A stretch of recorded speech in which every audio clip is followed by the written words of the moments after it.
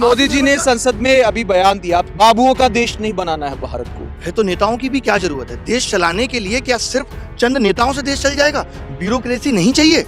अब सब कुछ आपने कहा डिजिटल हो गया, और आप देखिए एसएससी की प्रक्रिया में क्या डिजिटल है। जितने गंदे तरीके से एग्जाम ले रहे हैं, किसी से पूछ लीजिए, रेलवे का एग्जाम हो रहा है 4 महीने 5 महीने से प्री चल रहा है, ये डिजिटलाइजेशन है। अजीब सी बकवास हो रही है। मतलब अगर ये बातें मोदी जी को भी पता चले तो शायद हंसेंगे, हा कि ये क्या हो रहा है देश के अंदर। नमस्कार, मैं हूं प्रवीण गौतम। दोस्तों, एक तरफ पीएम मोदी ने नारा दिया है आत्मनिर्भर भारत का, दूसरी तरफ सोशल मीडिया पर एक नई क्रांति की शुरुआत हुई है कि मोदी रोजगार दो। और ये ट्रेंड जिन्होंने शुरू किया, हमारे साथ अभिनय सर हैं जो कि एसएससी की कोचिंग कराते हैं छात्रों को, और इन्होंने ट्रेंड शुरू किया है कि मोदी जी रोजगार दो। आखिरकार जब मोदी जी आत्मनिर्भर भारत की बात कर रहे हैं तो इस ट्रेंड की आवश्यकता क्या पड़ गई? मैं ही ये कह रहा हूँ, अगर एक बाप अपने बेटे को पैदा होते ही बोले कि आत्मनिर्भर बनो, तो ये बात कहाँ तक सही है? हम उसे 17-18 साल तक पढ़ा लिखा कर उस काबिल बनाते हैं, फिर ये कह सकते हैं कि अब तुम अपने पैरों पे खड़े हो गए।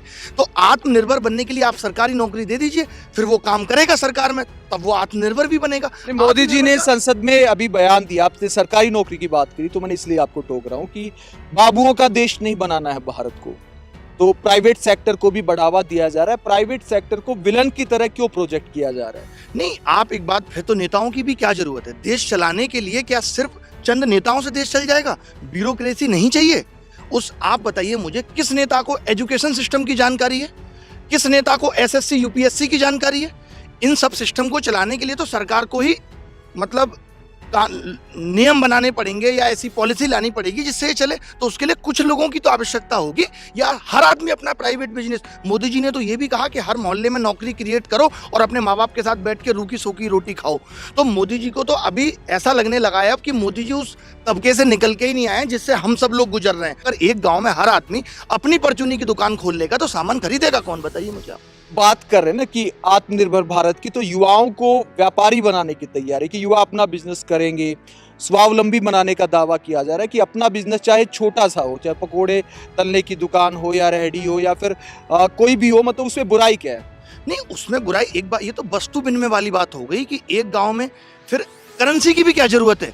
मैं पकौड़े की दुकान खोल लेता हूँ, उसके अनाज लूंगा, उसको पकौड़े दूंगा, ये दूध बेच रहा है, फिर तो करेंसी की भी जरूरत नहीं है। अगर हर आदमी ही अपना छोटा छोटा बिजनेस खोल के बैठा है, फिर करेंसी की भी क्या जरूरत है? वस्तु विनिमय से ही काम चल जाएगा। तो ये तो 100 साल 150 साल 200 साल पहले हो ही रहा था। फिर प्रोग्रेस और विकास, ये यहाँ तक सभ्यता इतनी डेवलप हो गई, उसके क्या मायने रह गए? मतलब कि हर आदमी अपने गांव में ही सब करके बैठ जाएगा, ना उसको सहराने की जरूरत है। ये देखिए, बहुत ही वाहियात किस्म की बात है कि हर आदमी अपना बिजनेस खोल के बैठ जाएगा, हर आदमी। ये मुझे नहीं लगता कि इसमें किसी भी तरीके की जान है। मतलब सरकारी नौकरी इतना तो कर ही रहे ना, अभियान चला रहे, skill India, make in India, आत्मनिर्भर भारत, तो समय तो लगता है ना। देखिए, बहुत सारी पॉलिसी मोदी जी बना रहे हैं। 8 साल दे भी दिए, मुझे लगता है कितने साल हो गए? 7 साल हो गए। 2019 में हमने भी वोट दिया मोदी जी को, सबने वोट दिया है, तभी तो दोबारा सरकार आई है। बट अब और कितना टाइम लगता है? कितना टाइम और लगाएंगे? ये नहीं समझ में आ रहा कि कितना टाइम, कोई डेडलाइन दे दें। और जो सरकारी नौकरी पहले से चली आ रही थी उनको तो खत्म ही किया है।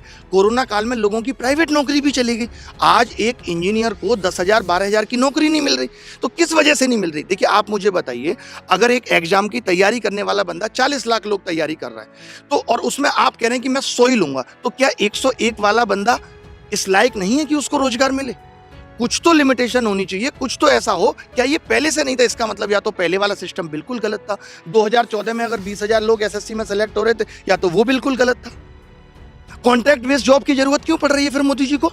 आप बताइए, हर डिपार्टमेंट में कॉन्ट्रैक्ट बेस्ड जॉब तो तमाम है, जिनको 12-12 हज़ार रुपए देके काम किया जा रहा है, और सरकार का तो वहां भी 35-35 हज़ार रुपए लग रहा है, क्योंकि उसके बीच में भी दलाली आ गई। उसके बीच में ठेकेदार है, आप कॉन्ट्रैक्ट बेस पे निकाल देते हैं, इतने बंदों की जरूरत है। क्या वो बंदा रेस्पॉन्सिबिलिटी के साथ काम कर रहा है? बिल्कुल भी नहीं। लगता है ये ठेकेदारी प्रथा युवाओं का हक मार रही है? बिल्कुल बिल्कुल मार रही है। ऐसा नहीं है कि लोगों को काम करने की जरूरत नहीं है, तभी तो सिस्टम में इतनी खामियां हैं। आप बताइए, एक एसएससी एग्जाम नहीं करा पा रहा। एसएससी के एग्जाम का आपने मुद्दा उठाया, तो क्या कमियां देखते हैं आप देखो, 2012-13 में तो लगातार 5 बार सेलेक्ट हुआ हूँ, लगातार मैंने 16 तक एग्जाम दिए हैं। तो पहले एक भी सवाल गलत पेपर के अंदर नहीं आ पाता था। आप एक 100 क्वेश्चन 200 क्वेश्चन का पेपर सही नहीं बना सकते।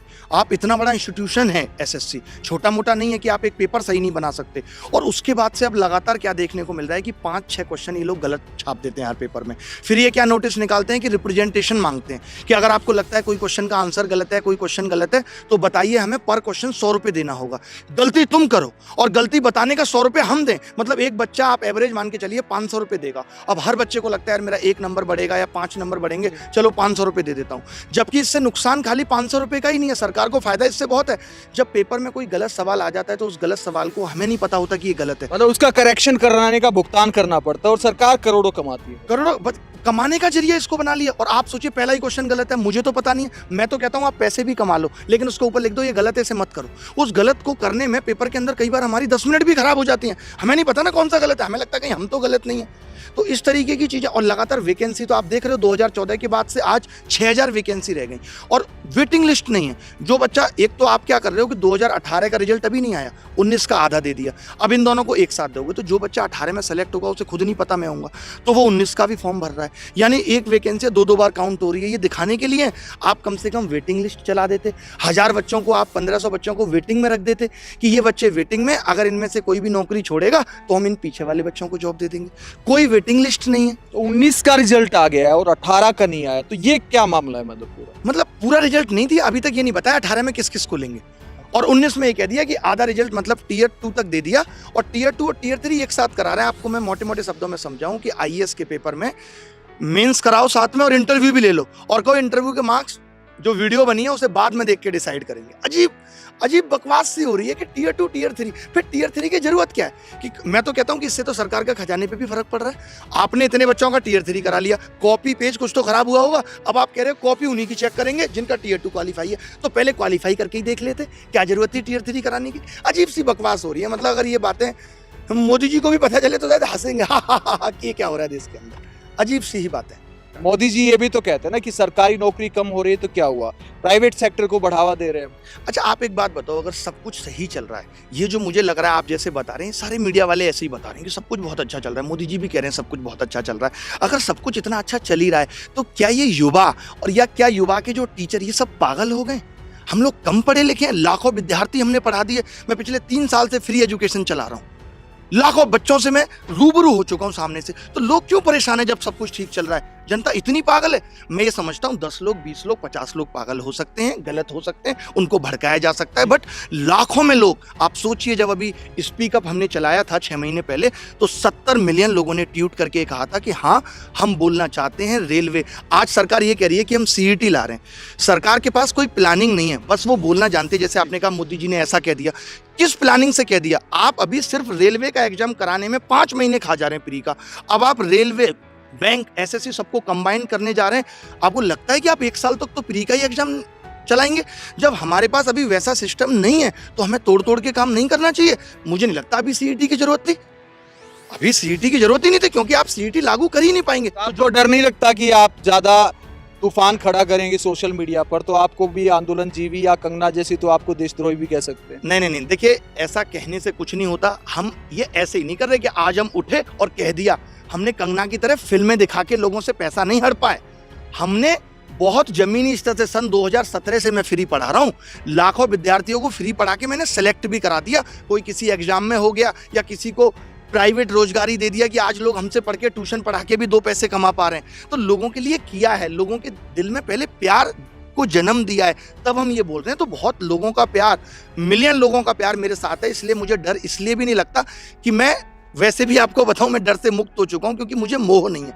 मुझे बस ये है कि जो कमियां हैं, जैसे कंगना जी तो खुद ही 3 साल पहले कहती थी हमारे घर में बिजली पानी आ रहा है तो क्या हमें दूसरों की चिंता नहीं होनी चाहिए? वही मेरा भी है, मेरा आज भी है कि अगर मेरा सब कुछ ठीक चल रहा है, मैंने भी इस दौर से गुजरा है। मैं भी आज से 6 साल पहले विद्यार्थी होता था, तो मैंने भी वो दर्द देखे हैं कि एक माँ बाप कैसे अपने बच्चे की नौकरी के लिए भगवान से मन्नत मांगता है, इसकी नौकरी लग जाए, कुछ हो जाए। तो मैं उन सब दर्दों से गुजरा हूँ। और डर किस बात का है? सच बात कह रहे हैं, ऊपर वाला भी देख रहा है, भगवान भी देख रहा है। अपनी तरफ से अच्छा करने की कोशिश कर रहे हैं और फल की चिंता करते नहीं, अच्छा मिले या बुरा सब बर्दाश्त।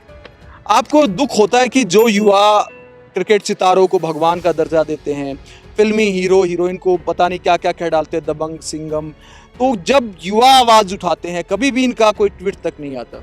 नहीं, देखिए अब सबका वही हो गया, जैसे कहा कि मीडिया है वो भी सरकार की गुलामी कर रही है, सब यही कर रहे हैं। लेकिन मुझे इस बात का इतना स्ट्रॉन्ग इंट्यूशन और भरोसा है कि ये कुछ दिन की बात है। अगर हम इसी तरीके से आवाज़ उठाते रहे ना तो ये एक तरीके से ज्वालामुखी की तरह फटेगा और ये सब साथ आएंगे। आप देखिए अभी वो चीज़ फट नहीं रही, वो डर अभी बना हुआ है सरकार का। जिस दिन ये डर खुलेगा, जब लोगों को लग गया, आज वो लोग भी मोदी जी करते हैं जिनको पता है कि आज उनके घर में भी रोटियों के लाले पड़ रहे हैं, तो ये लोग सब अभी आएंगे साथ, वक्त लगेगा। मैंने यही सोचा है, पेशेंस रखना पड़ेगा, बिना धैर्य के जीवन में कुछ नहीं मिला। मेहनत कर रहे हैं और सफलता जरूर मिलेगी। ये सेलिब्रिटी भी बोलेंगे, देखना आप आगे आके, आज ये सब भी सपोर्ट करेंगे, वो वक्त भी आएगा और हमला कर रहे हैं। तो ये जो 25 तारीख का आपने कॉल किया है, तो क्या टारगेट है आपका? टारगेट बस इतना ही है कि सरकार इस मुद्दे पे बात करे। अब देखिए, अब ट्विटर पे मैं एक ट्रेंड करा के बहुत कुछ तो लिख नहीं सकता, मुझे ये चाहिए, मुझे वो चाहिए, ऐसा कुछ नहीं है। मेरा बस यही है कि सरकार इस मुद्दे पे बात करे। एक तरफ डिजिटल इंडिया की बात हो रही है कि सारा सिस्टम तेज रफ्तार से हो, बुलेट ट्रेन लाने की बात हो रही है, लेकिन नौकरियां क्यों फटाफट नहीं हो पा यार रही? ये डिजिटल सिर्फ ना बस इनको ये लग रहा है कि आपने हाथ में मोबाइल पकड़ा दिया, सबके पास इंटरनेट है, इनकी आईटी सेल बढ़िया तरीके से मोदी जी की बाई वीडियो भेज रही है, इनकी नज़र में this is called digital India, इसके अलावा कुछ नहीं है। आप बताओ ना, 2012 में तो पेपर ऑनलाइन नहीं था, 13 में ऑनलाइन नहीं था, इससे ज़्यादा जल्दी रिजल्ट आ जाते थे। 2013 में जब हमने एग्जाम दिया तो एक सेंटर पे चीटिंग हुई थी और पूरा पेपर कैंसिल हुआ, और एक साल के अंदर वो पूरा पेपर भी कराया। उससे बेहतर तो वो दौर था जब डिजिटल नहीं था। डिजिटल आने के बाद क्या हुआ, आज टीसीएस भी अगर कहीं एग्जाम लेने जाती है कैंपस सिलेक्शन के लिए तो सुबह प्री लेती है, शाम तक इंटरव्यू, रात तक तो वो ये निकाल देती है। चलो ठीक है, वो छोटे लेवल पे कर रही है, लेकिन आप अगर बड़े लेवल पे कर रहे हो, आप 15 दिन ले लो, 16 दिन ले लो, देश का चुनाव भी तो 1-1.5 महीने 2 महीने में खत्म हो जाता है और रिजल्ट भी आ जाते हैं। सब कुछ आसानी से। एक्चुअली क्या है, सारी चीज़ें प्रायोरिटी बेस्ड है। आप किस चीज़ को प्रायोरिटी दे रहे हो? हमारे देश की सरकार के लिए बेरोजगारी, रोजगार, ये सब मुद्दे प्रायोरिटी पे ही नहीं है। इनको इससे कोई मतलब ही नहीं है। इनको लग रहा है ठीक है 2-4 दिन लोग चिल्लाएंगे। आप एक बात मुझे बताइए कि अगर कोई बच्चा 85%, 95%, 99% बल्कि गणित में 200 में 200 नंबर लाके भी अगर सेलेक्ट नहीं होता तो उस बच्चे की कहाँ तक गलती है और सरकार की कहाँ तक गलती है? इसका मतलब कि आपकी एग्जाम प्रक्रिया ही सही नहीं है, आप एग्जाम लेना जानते ही नहीं है। अब सब कुछ आपने कहा डिजिटल हो गया, और आप देखिए एसएससी की प्रक्रिया में क्या डिजिटल है। जितने गंदे तरीके से एग्जाम ले रहे, किसी से पूछ लीजिए, रेलवे का एग्जाम हो रहा है 4 महीने 5 महीने से प्री चल रहा है, ये डिजिटलाइजेशन है? बताइए। अभिनय जी, बहुत बहुत शुक्रिया, और दुआ करते हैं कि आपका ये अभियान युवाओं के लिए कुछ बदलाव भी लेकर आ सके। तो ये अभिनय सर हैं जिन्होंने शुरुआत की है कि मोदी जी रोजगार दो, 2 करोड़ रोजगार हर साल देने का वादा किया था प्रधानमंत्री ने। तो युवाओं को भी सवाल करना चाहिए कि पीएम साहब, आपने वादा किया था तो वादा निभाइए, और कम से कम जो भर्तियां होती हैं उनकी जो प्रक्रिया है उसको तो थोड़ा तेज कीजिए। बुलेट ट्रेन ना सही, सामान्य ट्रेन की तरह तो चलाइए। आप रोजगार के मुद्दे पर मोदी सरकार के काम को कैसे देखते हैं? कमेंट बॉक्स में अपनी राय जरूर दें।